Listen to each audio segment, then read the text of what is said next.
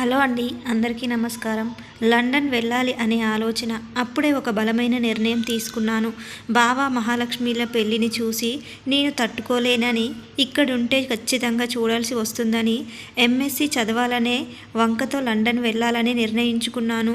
June 12, 1999న బయలుదేరడానికి సిద్ధమయ్యాను. కానీ ఒక నిర్ణయం మాత్రం బలంగా తీసుకున్నాను. ఇక్కడ ఏం జరిగినా నా వద్దకు చేర్చవద్దని, ఈ 2 సంవత్సరాలు నాతో ఎవరూ మాట్లాడడానికి కానీ అక్కడికి రావడానికి కానీ ప్రయత్నించవద్దని చెప్పి వాళ్ళ దగ్గర మాట తీసుకున్నాను. మొదటిసారి అమ్మా నాన్నకు దూరంగా, బావ లేకుండా చదువుకోవడానికి దేశాన్ని వదిలి విదేశాలకు వెళ్తున్నాను. బావ మీద కోపమో నాలో బాధో లేక జరిగేవి చూసి నేను తట్టుకోలేననే ఆలోచన తెలియదు, కానీ ఈ నిర్ణయం తీసుకోవాల్సి వచ్చింది. నా ప్రయాణం ఎయిర్పోర్ట్ వరకు వచ్చింది. లోనికి వెళ్లే ముందు అమ్మను గట్టిగా పట్టుకొని ఏడ్చేశాను. అమ్మమ్మతో తన ఆరోగ్యం జాగ్రత్త అని, నా గురించి ఎక్కువగా ఆలోచించవద్దని ధైర్యం చెప్పి, బావకి తను కోరుకున్న భవిష్యత్తు అందాలని, తను సంతోషంగా ఉండాలని, బహుశా తన పెళ్ళికి కూడా నేను రాలేకపోవచ్చునని, దానికి తప్పుగా అనుకోవద్దని చెప్పాను. నాన్న, నిన్ను చాలా మిస్ అవుతాను, మళ్ళీ 2 సంవత్సరాలలో వస్తాను అని చెప్పి లోపలికి వెళ్ళిపోయాను.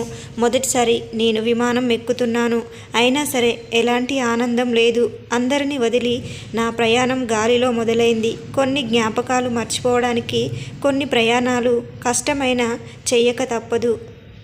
వెళ్ళి నా సీట్లో కూర్చున్నాను. విమానం గాలిలో ఎగరడం మొదలైంది. బావ నన్ను వద్దనుకున్న దగ్గర నుంచి నా మనసు ఆలోచనలను ఒక మనసు మోయలేనంత భారాన్ని మోసింది.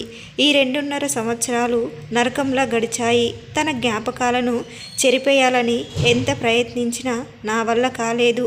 తనని చూస్తూ ఇక్కడే ఉంటే నా జీవితం ఏమైపోతుందోననే భయం నాలో. అందుకే కష్టమైన ఈ నిర్ణయం తీసుకున్నా.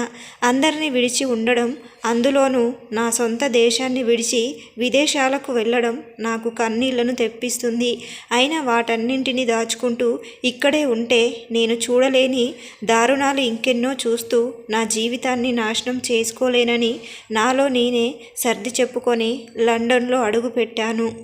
16 గంటల ప్రయాణం తర్వాత లండన్ ఎయిర్పోర్ట్లో దిగాను. కానీ నాకు ఆశ్చర్యం అనిపించింది.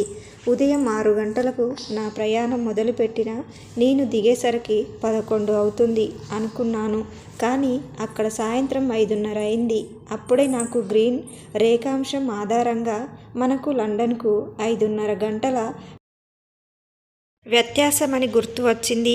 ఆ గ్రీనిచ్ రేఖ లండన్ మీద పోతుందని అప్పట్లో మా సోషల్ సార్ చెప్పిన విషయాలు గుర్తొచ్చాయి. బ్రిటిష్ వారు మనల్ని పరిపాలించడం వలననేమో నాకు లండన్లో కొన్ని మన భారతదేశంలో ఉన్న విధంగానే ఉన్నాయనిపించింది. అవును, చెప్పడం మర్చిపోయాను.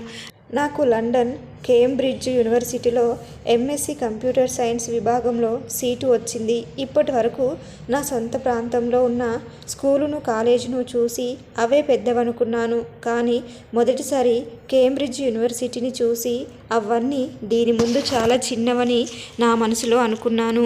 యూనివర్సిటీలో అడ్మిషన్ తీసుకొని నా క్లాస్కు మొదటిసారి వెళ్ళాను.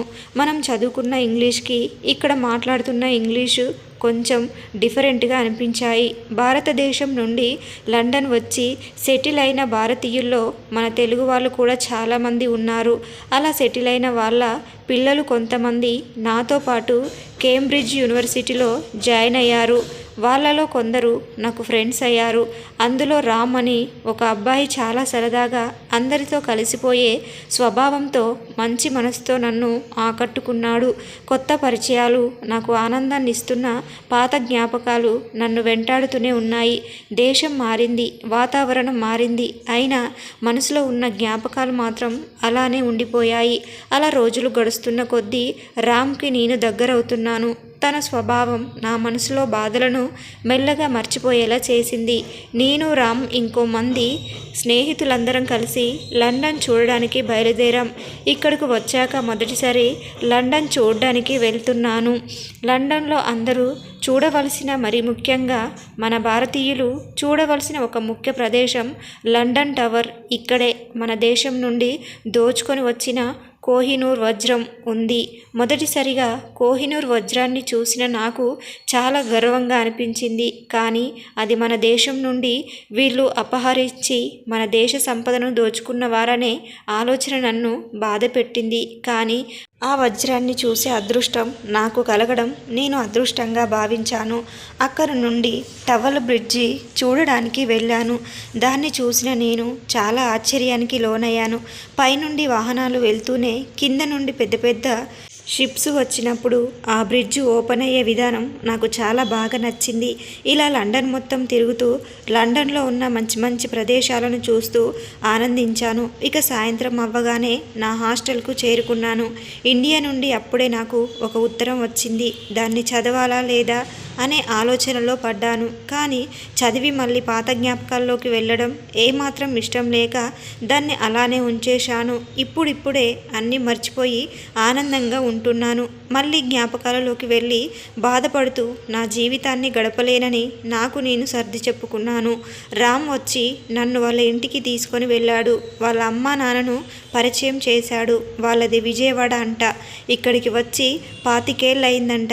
రామ్ వాళ్ళ అమ్మా నాన్న నాకు చాలా బాగా నచ్చారు. వాళ్ళది కూడా లవ్ మ్యారేజ్ అంట.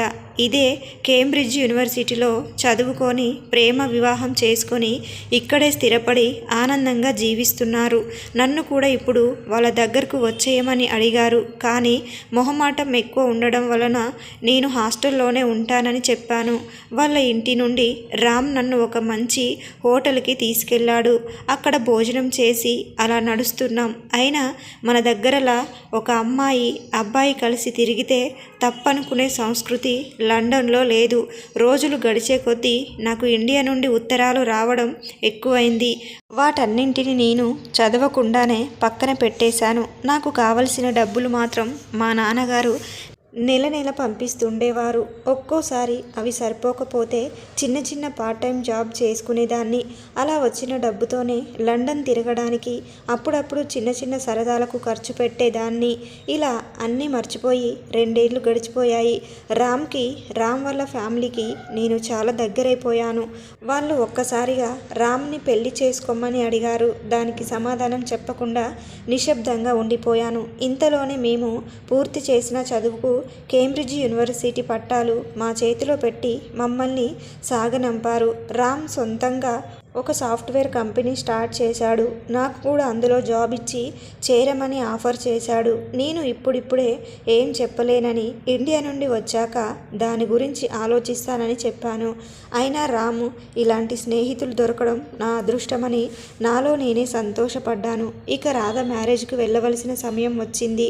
తను నా కోసం ఎదురు చూస్తుంటుందని ఇండియాకు తిరుగు ప్రయాణం అయ్యాను.